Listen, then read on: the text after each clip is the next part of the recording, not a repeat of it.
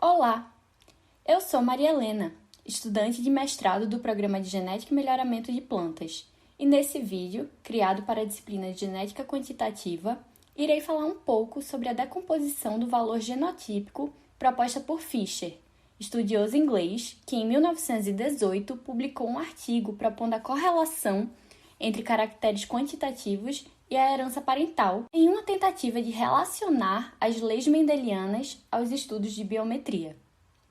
Para uma melhor compreensão das suposições trazidas por Fisher, iremos iniciar relembrando a equação do fenótipo.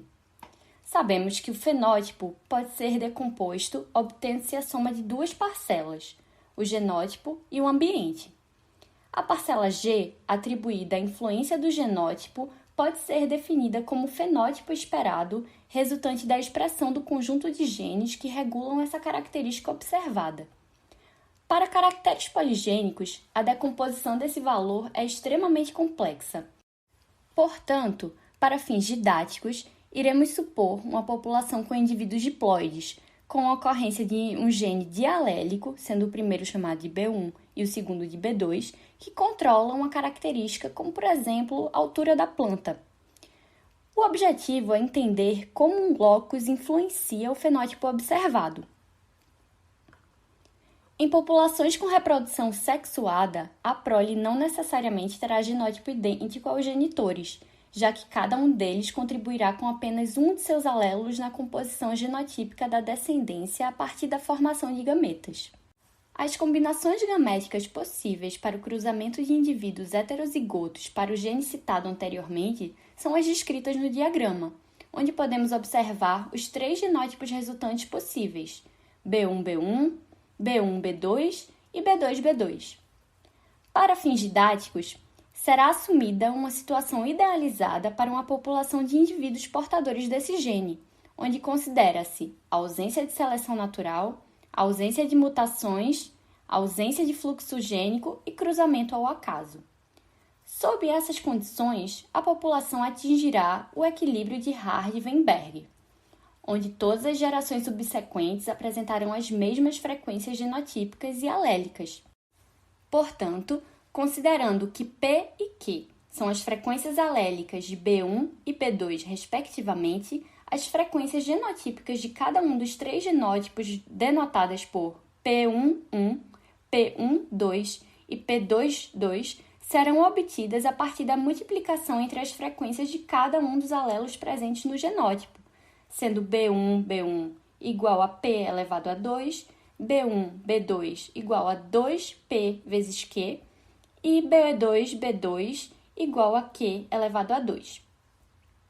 Agora que temos as condições, notações e proporções definidas, iremos voltar para a equação do fenótipo. Fisher, no seu artigo de 1918, fez inferências muito importantes sobre a parcela G da equação, que são usadas na genética quantitativa até hoje, mesmo com todas as limitações estatísticas e genéticas da época. Um de seus principais feitos foi a decomposição do G, chamado também de valor genotípico.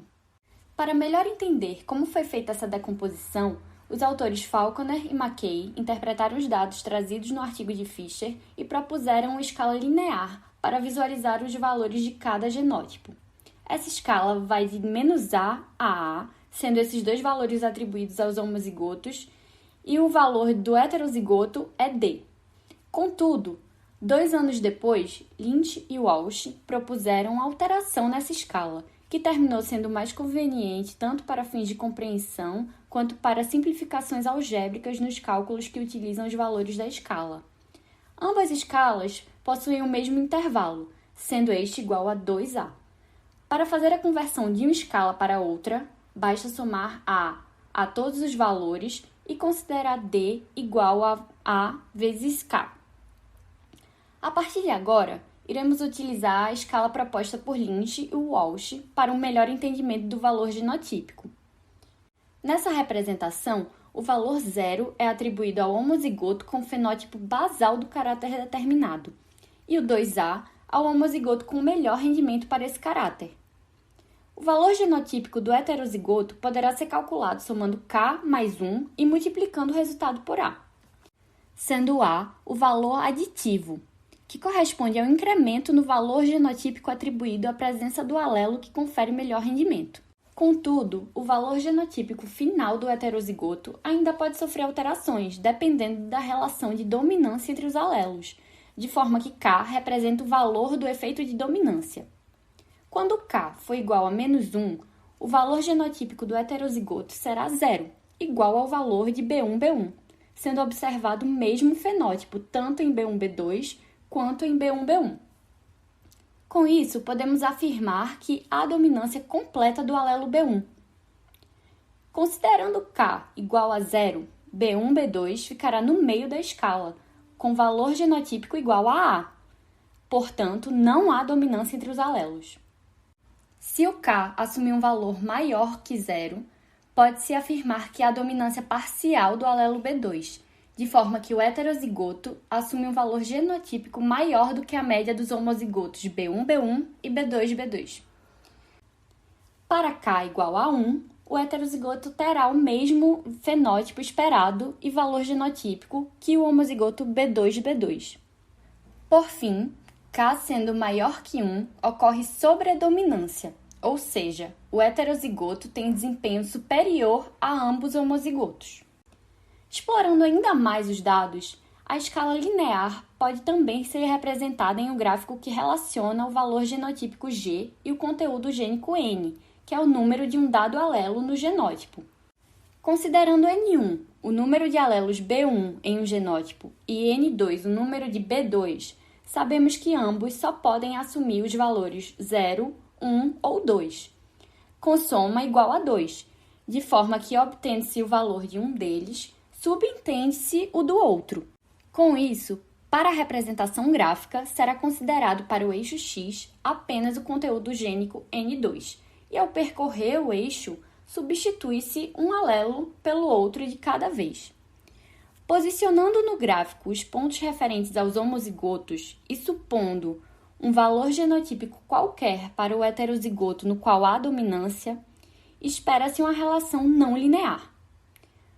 Utilizando o método da soma dos quadrados mínimos dos desvios, pode-se traçar uma reta a partir da qual é possível fazer diversas inferências. Essa reta une os pontos referentes aos 3 valores genotípicos esperados para cada genótipo, de forma que G é o valor observado, G chapéu é o valor esperado e delta é o desvio. Alfa é o coeficiente angular da reta e representa a mudança média que ocorre no valor genotípico ao substituir um alelo B1 por um alelo B2, sendo chamado também de efeito médio da substituição alélica. Quanto maior a inclinação da reta, maior o efeito da substituição alélica, ou seja, maior o ganho no valor genotípico ao trocar um alelo B1, de baixo rendimento, por um alelo B2, dominante. Nesse caso, é possível observar uma situação com dominância parcial do alelo B2, onde K é maior que 0. Caso não haja dominância, K igual a 0, a relação entre o valor genotípico e o conteúdo gênico é linear, e a reta passará por todos os pontos. Para populações, o tamanho dos pontos mudará de acordo com a quantidade de indivíduos que possuem o genótipo referente. Quanto maior o tamanho, maior o número de indivíduos. A partir disso, também podemos relacionar essas variações no tamanho dos pontos com as frequências genotípicas e alélicas. Quando não há dominância, alterações nas frequências alélicas não modificarão a inclinação da reta, que seguirá passando pelos 3 pontos, já que a relação entre G e N desses pontos é linear. Havendo dominância, a reta terá coeficiente angular alterado de acordo com as frequências alélicas observadas na população. Quanto maior a frequência do alelo B1, maior a inclinação da reta. Como o coeficiente angular diz respeito ao efeito médio da substituição alélica, quanto maior o alfa, maior o ganho no valor genotípico pelo aumento do conteúdo gênico do alelo dominante. Portanto, em uma população pouco melhorada, baixa frequência do alelo dominante, o aumento do valor genotípico pela seleção de indivíduos que possuem esse alelo é expressivo. Quanto mais melhorada a população, maior a frequência desse alelo, o que reduzirá a inclinação da reta, demonstrando que o aumento no valor genotípico passa a não ser tão expressivo.